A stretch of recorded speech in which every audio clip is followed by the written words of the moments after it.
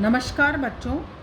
BA part 2 की home science की सभी छात्राएं, हम इस समय पेपर 1 पढ़ रहे हैं। आज हम पढ़ेंगे विकास के नियम क्या क्या हैं। विकास का पहला नियम होता है विकास में परिवर्तन होता है। विकास परिवर्तनों का एक लंबा सिलसिला है जो गर्भाधान से लेकर जीवन पर्यंत तक बिना टूटे लगातार चलता रहता है। विकास के क्रम में शारीरिक, मानसिक, बौद्धिक, सामाजिक एवं संवेगात्मक परिवर्तन होते रहते हैं। शारीरिक परिवर्तनों को हम आसानी से देख और समझ सकते हैं। शारीरिक परिवर्तनों के अंतर्गत बालक की लंबाई, वजन का बढ़ना, हाथ पैर, चेहरों के आकार में परिवर्तन होना आता है।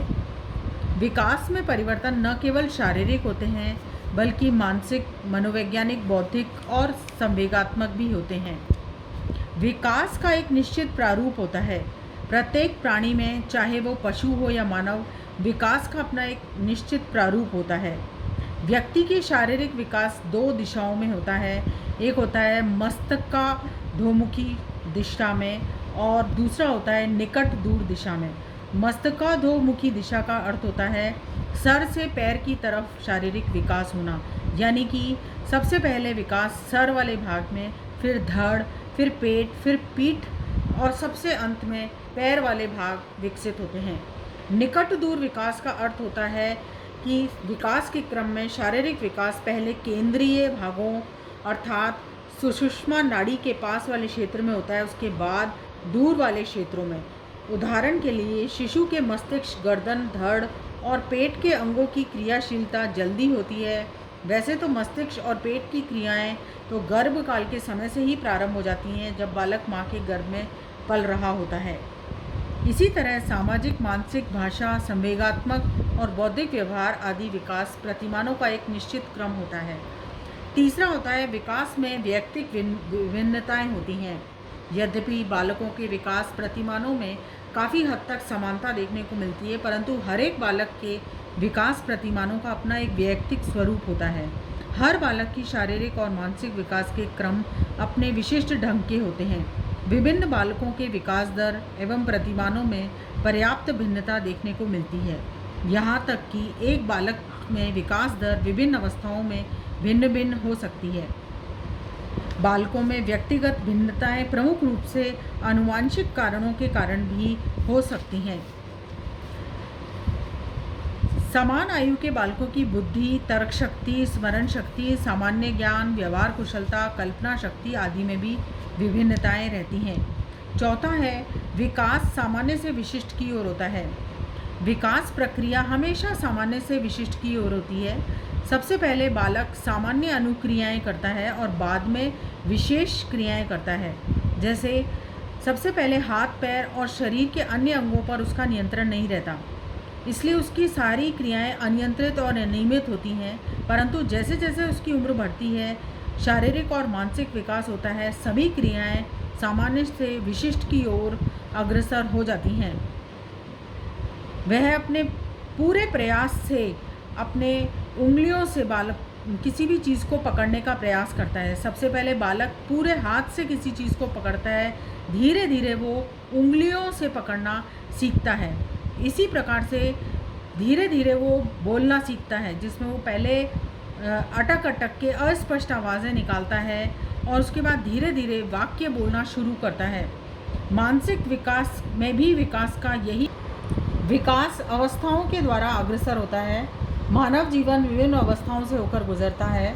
इसका प्रारंभ गर्भाधान से होता है और मृत्यु पर्यंत तक चलता है। विकास की विभिन्न अवस्थाएं होती हैं। प्रत्येक अवस्था में अपनी विशेषताएं और पहचान होती है, जो दूसरी विकास अवस्था से काफ़ी भिन्न होती है।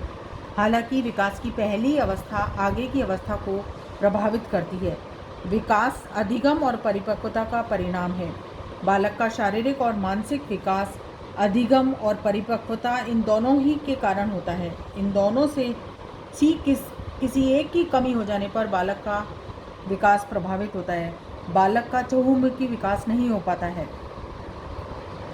बालकों के शारीरिक अंगों में परिपक्वता और सीखना, ये दोनों ही प्रक्रियाएं एक साथ होती हैं, तभी वो बालक जो है विकसित हो पाता है। अधिगम को सामान्य भाषा में सीखना कहते हैं।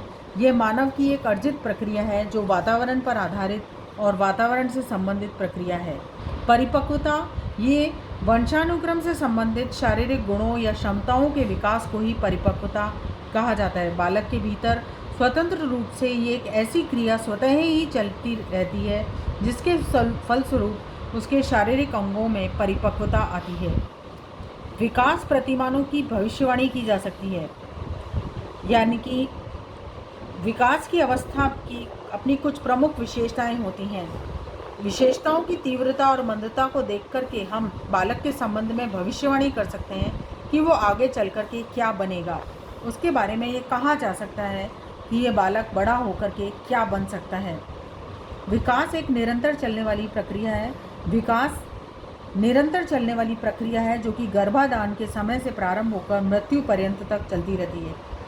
ये बात अलग है कि विकास कभी धीमी गति से होता है और कभी तीव्र गति से होता है। बालक के विभिन्न आयु स्तरों पर इसकी गति अलग अलग होती है। गर्भाधान के समय सबसे ज़्यादा और वृद्धावस्था के समय विकास की दर सबसे मंद होती है। विकास की प्रत्येक अवस्था में अपनी कुछ विशेषताएं होती हैं। हर अवस्था की अपनी एक अलग पहचान होती है।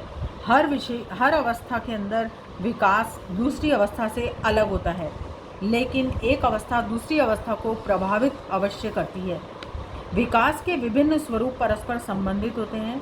विकास एक दूसरे से संबंधित होते हैं।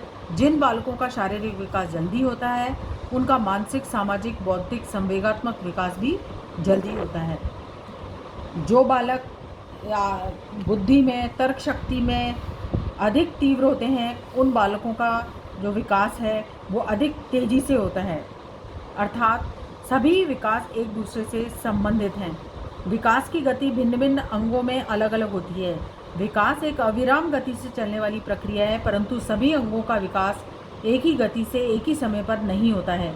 अलग अलग अंग अलग अलग समय पर अलग अलग गति से विकसित होते हैं। शरीर के कुछ अंग जहाँ जल्दी विकसित होते हैं वहीं दूसरे अंगों के विकास देरी से होता है। इसी कारण शरीर के विभिन्न अंगों में एक विशिष्ट समानुपात देखने को मिलता है।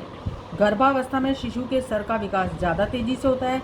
इस कारण नवजात शिशु का सर अन्य अंगों की तुलना में बड़ा दिखता है। बाल्यावस्था में शरीर के कुछ अंगों का विकास तीव्र गति से होता है, जैसे हाथ और पैर। कंधों और वक्ष का विकास किशोरावस्था में ज़्यादा तेज़ी से होता है। इसी प्रकार किशोरावस्था में बालक का नाक अन्य अंगों का अपेक्षाकृत अधिक बड़ा दिखाई देता है।